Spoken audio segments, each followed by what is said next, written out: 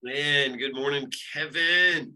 Good morning, John. Great to see you as always. Great to see you guys. Well, coming to you live today from the great city of Nashville, Tennessee. That's awesome. That is a pretty cool place to be. I've never been to Nashville. I lived in Chattanooga, Tennessee many years ago, or not really lived there, but I worked there and lived there for a summer or two. And Nashville is just one of those cities that I've never actually had a chance to get to, but I am here today. My fiance Ann is in a conference, and we are enjoying the downtown Hilton Hotel. So I got different surroundings here. Oddly, well, this is one of the things that's cool about Nashville. Of course, it's the home of country music, and country music, Hall of Fame is right here, right? And we got the Grand Ole Opry is really nearby, the home of bluegrass, and just so much history here with country music. But the music from the bars, we're downtown, it is so loud. Really? Still at like midnight, 1 o'clock in the morning, there are additional soundproofing barriers on the windows here in the Hilton Hotel, but you can still feel the bass from the bars right out here on Broadway thumping through the walls at 1 o'clock in the morning. That is the worst sleeping experience, I think. Hey, John, remember the days when we would be going to a place like Nashville and not be in bed at midnight? Oh or no, 1 I'd have been a.m.? out there. just enjoying it, kind of walking the Like, streets. it's Yeah. midnight. Let's go out. Yeah, that was with the days. But Nashville's a really cool city. It's definitely got a really cool vibe. There's a lot of cool things to do here, so we're going to enjoy that here in the next couple of days. And my birthday is Friday, so that's part of the reason that we're making this trip. Nice. Wanted to comment on your wonderful haircut. I see that you got a haircut there, and nice and trim there, and just got mine cut the other day as well. So that's not really why we're here. We're here to talk about real estate, mortgages, and what's going on in the overall picture so that people can make smart and intelligent choices with their real estate purchases and avoid costly mistakes with real estate and mortgages.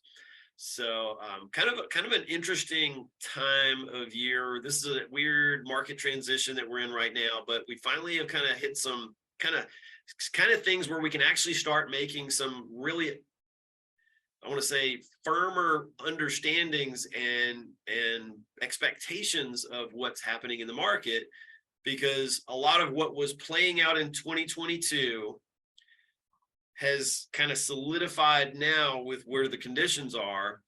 So as interest rates have shifted to our new normal, we're still seeing some fluctuation. So we got fluctuations in interest rates with some volatility, but we're kind of in this little range now where we can kind of have a pretty good expectation. There's no question markets are slower today than they have been, right? So we can't really compare to last year. Last year was just an obliteration. We are in a slower market overall.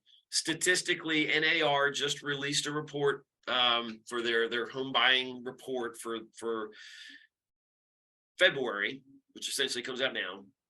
And for the first time in 12 months, sales of single family homes have increased in every market. Well, I don't say every market, but in all of the regions in the country, sales are up now by 14%, 14.5% over where they were in January. Just a little bit under where they were a year ago, but up from where they were in January of 2023. And I think that's a lot based on the fact that interest rates have kind of stabilized. So I want to give you a chance to talk about interest rates, where we're at today, and get some announcements and stuff like that. So there's a lot of pent up demand. There's a ton of pent up demand. I just see it in my little world. And spring is here. We always look towards the beginning of March as the start of the home buying season for the year. Really interest kicks up. Buyers come back to the market around mid-March when weather gets warm. Hasn't quite gotten warm here yet, but we're hoping it's coming. And then that goes through basically back to school time is the busy season. So, as a whole, first quarter for me personally has been very average. Yeah. I've been doing mortgages, almost 3 decades. So first quarter for me has been very average for what I typically do. But that being said, average is exceptional. I'm one of the top loan officers in my company, top 2% of everybody, just by being average. But there's definitely purchases being made, homes being sold. Still a great time to be a seller because there's a lack of inventory. So, if you've got a home to sell, there's a lot of people out there looking to buy, and it's just going to heat up more as we get into the spring and summer season, especially at lower price points. Like if you're looking in first-time home buyer price points, I'd say anything $300,000 or less, those are extremely competitive. Multiple offers on anything decent. So yeah, it's a busy time, and it's definitely volatile. You mentioned mortgage rates. There's some ups and downs as financial news comes in. In our world today, we're very reactionary. A decade or two ago, things took a bit more time. Now with all of the 24/7 news and alerts and updates, it impacts financials as well. You see stocks going up and down every day, bonds going down up and down every day, and that impacts us in the mortgage world as well. But we keep an eye out on things for our clients. We watch the market, and we look to jump in and lock in when we get some of those downs. Yeah, I think that folks that are looking for mortgage applications and they're ready to buy a home, sometimes is when bad news hits the financial market, that means good news for mortgages. And it's always a good idea to track where things are at with mortgages. Keep in touch with Kevin. I've shown the graphs that are on my homepage that tie to the Mortgage News Daily. Those again are not quotes for rates, but they give a guide of kind of what's happening in the trends. And when you're understanding trends, that's where you can make some really smart decisions daily. But Kevin, you're able to provide really detailed, customized quotes for mortgages for individuals that are going to be different from what they might see online. Tell us a little bit about kind of where some of those customizations come to play when you're approving somebody. Well, everybody's situation is different. So if you go online, you can find certainly some great and attractive rate quotes, but they're going to be giving you the most ideal of situations. And there's even some situations that we can do better. Because it all depends on someone's credit score, their down payment, the type of home. Could be a condo or a single family home, whether they're a veteran or not. There's all kinds of different options out there, and they are all priced differently. So when you see something on the internet, I know typically it's always true and accurate, but when it comes to mortgage rates and quotes, not necessarily the case. Plus, it's not easy to work with an online lender these days. All of the good people are local licensed mortgage originators. Folks in these big box lenders, they're just call center people, and most of the good ones have gotten washed out over the last year. So what you have left isn't fantastic, and sellers know that.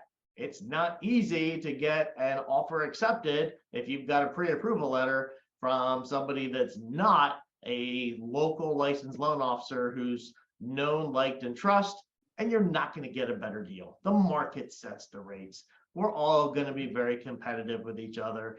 And, day to day, it changes so fast, it's almost impossible to rate shop anyway. So just like working with a realtor, you have to find somebody that like, and trust, somebody professional that can help you through one of the more challenging times in the mortgage and real estate world. Isn't it? Yeah, this is a challenging time, and that's certainly true. I've seen anecdotally on the real estate side of things here in the greater Williamsburg area, we have seen we've gone through the transition at this point. Now we are starting to see multiple offers coming back on properties. I hate to say it, but it is actually an environment where if a property is priced right, if it comes on the market and it's in a really, really prime good condition, this is a key factor.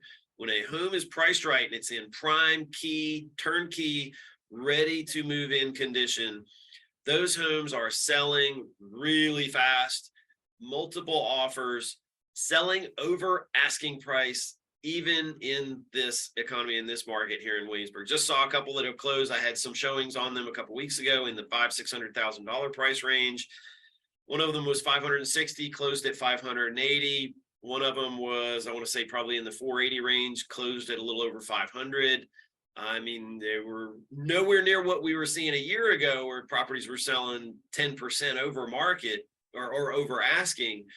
But there is competition enough on these properties. Cost of money is high now. So properties that need repairs are usually being a little bit more conservative on their offers. So buyers are having to take into consideration, hey, I'm going to have to fix this. I'm going to have to put some money into this. So sellers on those homes are typically having to reduce price. We're seeing statistically more price reductions now than we had seen, but even those properties are starting to sell coming through the market now as well. So as sellers are making smart choices with their real estate agent, with who's selling the property, with the guidance that they're getting on pricing, those properties are certainly selling, and the market is hopping right now. It's hopping, but there's just not much inventory, and it's keeping things really, really tight. I think that's the big factor, is we just don't have much inventory out there. The $300,000 first-time home buyer home is a unicorn right now. There's just not much available in that price range. Be thoughtful and careful when you're looking at those properties. Please, please, please, if you're out there and you're listening, if you're looking for real estate, make sure that you are working with a real estate professional that can understand what's going on and can guide you. Because if you find something and it looks like a bargain, be careful. It may not be. You're going to want to have somebody that can kind of help you understand the nuances of the home, the condition of the home, things that you may not be able to see and anticipate, whether it's some of the systems that are part of that home. You're going to want to do a home inspection. And then when you do a home inspection, you're going to find issues. What do you do with that information? Those are things that your real estate agent is going to help you walk through the process so that you avoid those costly mistakes, right? So you got to be quick and you got to be aggressive if it's a great house. Yeah, you do, but you want to make sure that you're protecting yourself, as well. And Kevin's here to help you make those smart choices with mortgages. I'm John Polson with the Memory Group, here to help you make smart choices when you're looking for real estate, or if you're looking to sell your home too. We have some really great processes, some systems that are in place to help you get the best money, but we're going to guide you through all the choices and things that you got to think about when you're getting your home ready as well. Not every home is ready to sell on the market. And we got options for those kind of folks and those kind of homes as well. So Kevin, you hear that? Go ahead. Oh, well, no, you go ahead. Tell me. You mentioned my haircut, which I do, every few weeks, but I used to hate facial hair, but it grew on me. It just did, didn't it? Yep, it did. Well, here I'm in the that's funny, by the way. In the great city of Nashville, Tennessee, kind of the heart of the country, right? So here in the heartland a little bit, you could say, how do you get a country girl's attention? How? A tractor. Ha ha. Same way. Hey, I got another one since you're in Nashville. I once wrote a song about a tortilla, but it's more of a rap. You're making me hungry. Oh, that's awesome. Okay, well, I had several for today. That's good. Appreciate you sharing, your insights on mortgages, and glad that we could have this conversation again today here on this little road trip I'm on. Kevin, your contact information is going to be right here. I see your sign in the background. People can call you, contact you, reach out via email, go to your website, and call and text. And if you want to have any answers or questions with real estate related stuff, call or text me on my number, or you can just message me through the button on this page. We're here every Wednesday to share bad dad jokes, talk about facial hair and haircuts, and really we're here to help you with real estate and mortgage decisions. So appreciate you again, Kevin, this morning. Have a great trip to Nashville. All right, man. I'll be back home on Saturday. Talk to you soon. See ya.